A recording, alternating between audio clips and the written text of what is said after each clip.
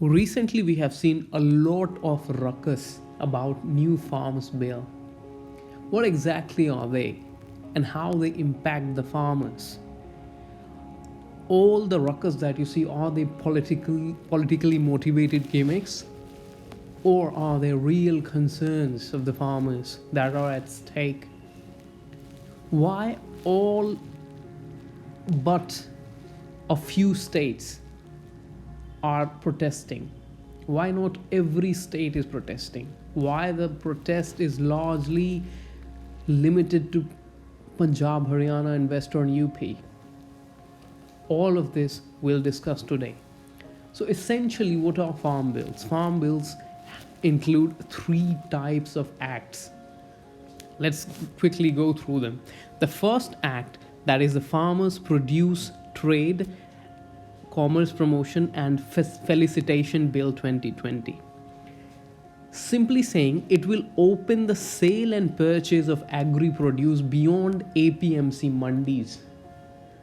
APMC mandis are government authorized mandis through which the farmers can sell their produce. So, the Farmers Produce Trade, Commerce Promotion and Felicitation Bill will open the sale and purchase of agri produce beyond APMC mandis.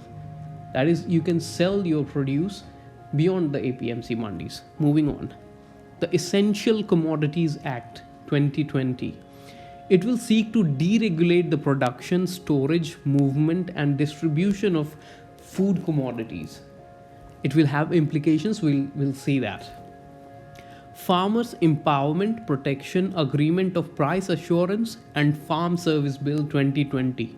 It is related to contract farming.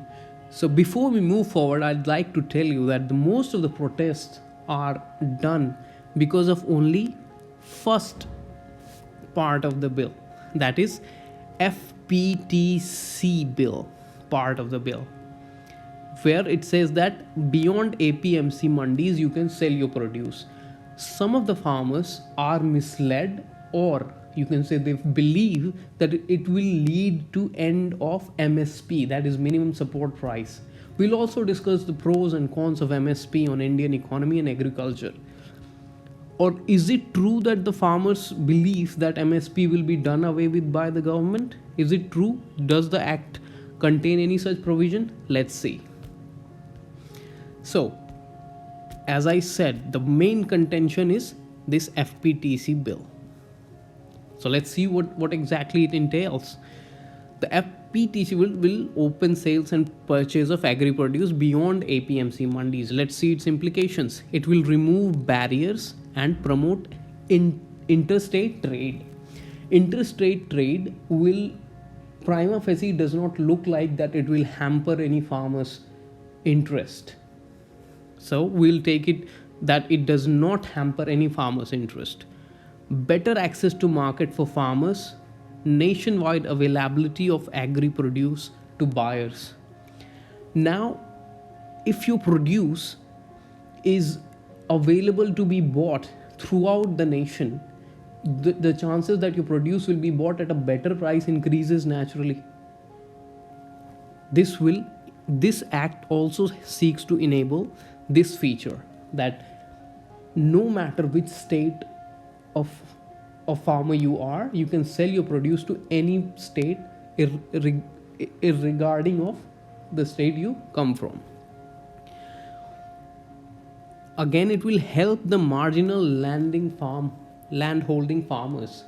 Most of the MSPs and government benefits goes to farmers who have huge amount of lands. So marginal landholding farmers are always left out of majority of the schemes for farmers.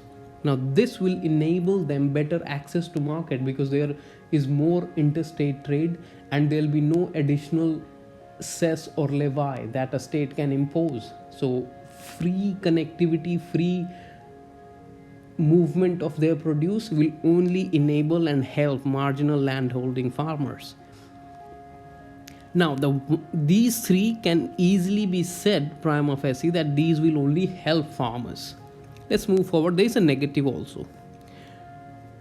The produce that the farmers are going to sell beyond APMC mandis are not regulated. There is no regulation for the time being, at least. No regulation. It can leave the farmer on the whims and fancies of market price mechanism. It may be good, it may be bad, but there is lack of assurance from the government. This is a negative part. Let's move forward. Now, this FPTC Act also provides a framework for electronic trading of agri products in line with the Digital India program. Removal of interstate barriers will ensure smoother implementation of ENAM. ENAM is Digital Electronic Agri Mandis. That is, you can simply list the produce that you have and people can bid and auction for your produce. It will ensure better pricing as well as doorstep buyers. So chances that your produce will be sold off increases exponentially with ENAM. It will eliminate the access to market issues in interior areas of the country. Right now, most of the produce of farmers are sold. Only those farmers are benefited who are located very close to either a very major city, say Delhi or Mumbai, or whose irrigation or agricultural infrastructure is very strong, or farmers who are naturally rich can only do these things. But ENAM will ensure that interior areas of the country also have proper and equal access to the market and to the buyers. These two also shows that this act does not necessarily hamper the farmer's interest. And the sale and purchase of your agricultural produce can be done online, hassle free, of course. Moving on. The FPTC Act further wants to end the monopoly of APMC mandis. Right now, every produce is being sold through APMC mandis, and they literally have the monopoly over the agricultural produce market. What will have the impact of ending the monopoly of APMC mandis? APMC mandis are currently given to intermediaries to be governed or to be run, and they charge hefty price from farmers as well as buyers. So they are intermediaries who have no business being there, no input, but they earn a lot of money that can go to farmer, which does not go. The APM monopoly, end of monopoly of APMC will ensure that the intermediary is gone and all the benefit will go to farmers. It is a positive aspect of the bill. Access to private buyer, also positive aspect of the bill. Right now, only the government buys majority of the bulk things, but APMC mandi monopoly will be ended, and access to private buyers means you have option of selling to private buyers. Again, this is not mandatory, so you can still sell it to APMC mandis, but they are also private buyers. If you think the private buyer gives you better money, you can sell it to private buyers. This is also a positive aspect. It will cause loss of state revenue, of course, because for the time being, majority of the APMC taxes and levies a state imposes, they earn good hefty amount of money. For example, Punjab earns at least 3,500 crores every year from APMC mandis, which will now not go to any particular state because they will not be able to levy any taxes. This is negative from the point of view of financial federalism or financial devolution. You can say it's negative, but at the same time, the larger interest to be seen is for farmers, and that it fulfills. So I'll take this as negative because the state will lose significant revenue, of course. end of APMC monopoly will also help crop diversification and help in better groundwater management. Crop diversification, better ground management, APMC monopoly. How does this connect? APMC monopoly and assurance that your produce will be sold is a big curse in today's India, because most of the farmers who have huge amount of land only grows wheat and paddy, and government have to buy them, and this causes humongous amount of wastage and creation of so many food grains that we don't actually need, and they rot every year in FCI go downs, right? So it forces the farmers to a large extent grow only two kind of, which wheat and paddy, which require a lot of water, right? So most of the areas in Haryana and Punjab are deficient in groundwater. So see how APMC monopoly will ensure that the crop is not only paddy and wheat, and if they sow some crops that does not require the amount of water that the paddy or wheat require, we'll have better groundwater management as well. So that's also very important and positive aspect, environmental friendly aspect. Now again, prohibits state government from levying and collecting market fees, cess or levy. We have already discussed that it will take away the rights of the state to levy taxes. It will be a hit, of course, on the state government's finances. Another issue is the very right of the center to enact legislation on agriculture marketing, since agriculture is a state subject. Agriculture is a in state list. There are three lists: union list, state list, and concurrent list. Union list are those anything that is in union list, only center can make laws on it. Anything that is in state list, only state can make laws in it. And anything that is in concurrent list, both center and state can make laws on it. So agriculture is a state subject. So how can center at the very first issue or pass ordinances or bill or legislate on matter that is part of state subject? We'll see. Interstate trade that this bill seeks to promote is a part of union list. Means anything related to interstate trade, the center can legislate and make laws. Also, entry 33 of concurrent list covers trade and commerce in foodstuffs. So you can say that center is well within its legislative right to pass such bills, since interstate trade and trade and commerce in foodstuffs is in union list and concurrent list respectively. So this thing goes out of the ground, where a lot of people are saying that center cannot enact legislation on agriculture related issues. Let's move further. There are, as I said, FPTC was the main concern and main reason why farmers are protesting, but there are two other bills. Let's quickly see what are their implications.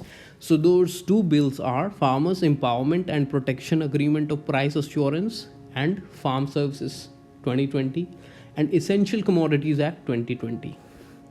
The Farmers Empowerment and Protection Agreement of Price Assurance and Farm Services Bill are related to contract farming. What are contract farming? Contract farming is, suppose Lay's or Uncle Chips gives some money to a farmer to produce potatoes of certain quality and quantity. Does it help the farmers? In my opinion, yes, of course it does. First of all, the payment is in advance. Second, it is assured that it will be bought, and it opens the farmer to market. There are better chances of selling their produce, where a company can provide advance cash to farmers produce desired commodities. Besides, there are a lot of contract farming already being done, so it is not something new that India will see for the first time. It is already being done, like Coca-Cola has some contract farming, or as I said, Lay's and Uncle Chips and all those pay farmers to grow a particular type of potato which has less sugar content, right? And again, it will improve financial stability of marginal farmers, because people who have lesser lands, does not have acres and acres of land, can grow significant amount of stuffs that they can sell to the private buyers and ensure better financial stability. Moreover, moving on, it is voluntary. If you don't want to do it, you can do the way you've been doing all these years. There is no uh, law that says that you will have to sell it to anything or you have to go into contract farming. It is just an additional feature. You may or may not go. It is voluntary.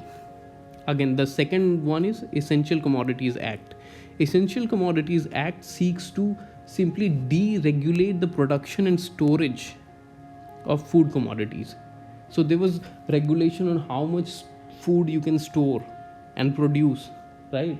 Now the government, through this act, seeks to make sure that they will not intervene in how much food can be stored, right? Except under, of course, extraordinary circumstances like war or COVID, perhaps. So right now it seeks to deregulate. Will it have exceptions, or exceptions are extraordinary circumstances? What are the implications? Implications are, it can increase stockpiling of agri produce and cause price fluctuations. People who have godowns will store them and can cause price fluctuation, can control the market prices of the. But at the same time, this is a negative aspect, of course. If say hoarders can hoard a lot of grains or other vegetables, the prices can soar very high. But at the same time, it can bring in the private investment in cold storage and warehouses. So people who want to store big will also have to invest in cold storages and warehouses. Now, a lot of issue and protest in Delhi NCR region are because of MSP. So what is MSP? First of all, MSP is minimum support price. That is an agricultural product price set by Government of India to purchase directly from the farmers. It is being sold through APMC mandis, of course. The government set the price for 23 commodities twice a year, one in Rabi season and second in Kharif season. All right. Let's see what are the pros and cons of MSP. One, price policy. What are the pros? We will first discuss the pros of MSP. There is only one price policy in the entire nation. There will be one price for their produce. Assured pay. Farmers can be assured that whatever they have produced will be sold in the APMC mandis, and they'll get a particular amount of sum, and it influences farmers' pocket directly. Considers various factors when fixing the price. Does not leave the farmers at the mercy of the market. So farmers are assured that the government will give them a basic money that they have incurred in producing those goods or produces, and do not leave them at the mercy of the market. Suppose there is a lot of paddy in the market, so the market prices will naturally go down. It will naturally impact the farmers who have grown extra paddy. This MSP eliminates this aspect. So does it mean that MSP will be done away with? It does not explicitly say so, but to a large extent you can say that it can have an impact. But we will see how that is a good thing for the nation. Has a heavy influence on market price. Also helps the farmer grow and match up with the other sector in terms of income. So it's like income stability for farmers. You grow paddy, you get the money. That's it, right? No other tension. We'll quickly go through the cons of MSP. Hiking MSP through investing in infrastructure. See, a lot through MSP, the government and the FCI, that is Food Corporation of India, buys a lot of paddy and wheat that goes to waste. All right, and the same amount of money can be sent to create cold houses, warehouses, cold storages, better infrastructural facilities, better access to roads and markets for the farmers. That simply goes to MSP, which is a this is a con. A lot of money goes into short-term play. A long-term backup infrastructure is not being financed because of MSP.